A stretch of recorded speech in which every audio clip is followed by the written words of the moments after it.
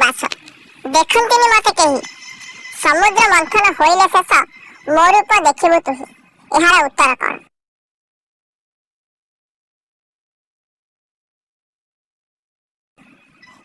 ଏହାର ଉତ୍ତର ହେଉଛି ଲହୁଣୀ। କାହାକୁ ଆମେ ଖାଇଥାଉ କିନ୍ତୁ ଦେଖିପାରି ନଥାଉ।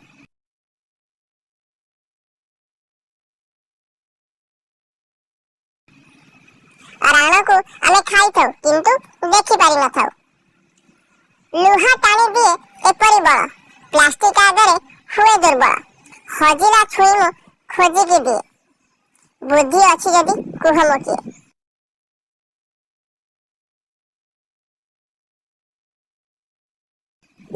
ଚୁମ୍ବକ। ନାକ ଛିଞ୍ଚାଡ଼ିବାର ଅର୍ଥ କଣ?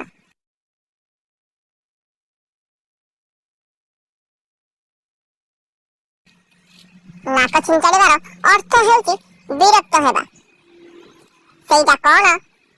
ଆପଣ ଶୋଇବା ମାତ୍ରେ ତଳକୁ ପଡ଼େ ଏବଂ ଉଠିବା ମାତ୍ରେ ଉପରକୁ ଉଠେ।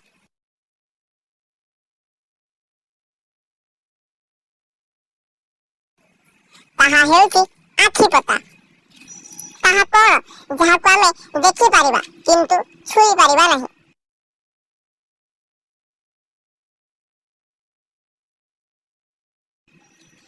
ତାହା ହେଉଛି ସ୍ୱପ୍ନ।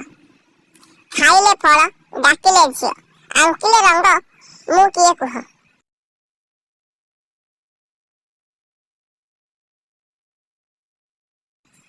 ତାହା ହେଉଛି କମଳା।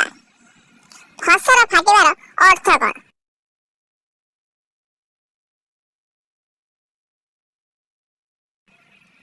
ଫସର ଫାଟିବାର ଅର୍ଥ ହେଉଛି ବ୍ୟର୍ଥ ହେବା।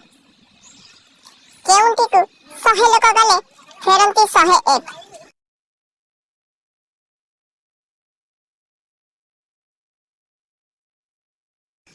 ବାହାଘର। ଜଣେ ବାପା ତାର ଝିଅକୁ ଏକ ଫଳ ଦେଲା, କହିଲା ଭୋକ ହେଲେ ଖାଇଦବୁ, ଶୋଷ ହେଲେ ପିଇଦବୁ ଏବଂ ଶୀତ ହେଲେ ଜଳାଇଦବୁ। ତାହା କଣ?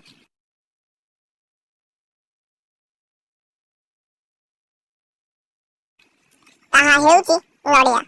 ଆଶା କରେ ଭିଡ଼ିଓଟି ଆପଣଙ୍କୁ ଭଲ ଲାଗିଥିବ। ଆଉ ଯଦି ଭିଡ଼ିଓଟି ଭଲ ଲାଗେ ତେବେ ଗୋଟାଏ ଲାଇକ୍ ନିଶ୍ଚୟ କରନ୍ତୁ। ନମସ୍କାର।